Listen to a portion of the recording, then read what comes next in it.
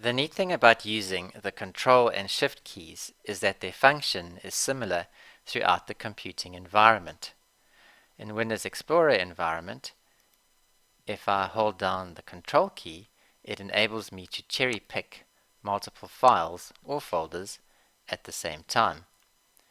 If I use the Shift key, it enables me to select a first file, hold down the Shift key, select a last file, and it selects everything in between as well. This principle translates very neatly into the Excel environment. So holding down the Control key enables me to cherry pick specific cells. If I move over to the Shift key, this enables me to select a range of cells. Once those cells have been selected, they can be formatted, deleted, or even copied to another sheet.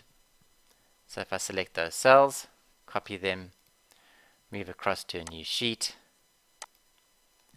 I can then go and paste them into a new column. Just notice how the gaps are ignored when the cells are pasted. This same function can also be applied to columns and rows.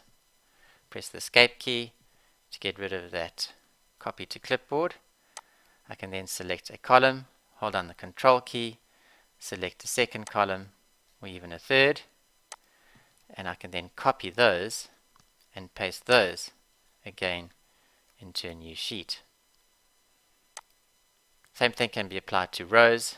So if I select the first row and a couple of others by holding down the Control key, I can then select the Shift key and select Arrange as well.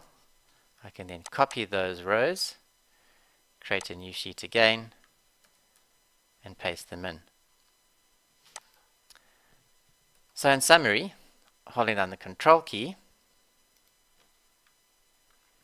enables me to cherry pick specific cells, or holding down the Shift key enables me to select a range.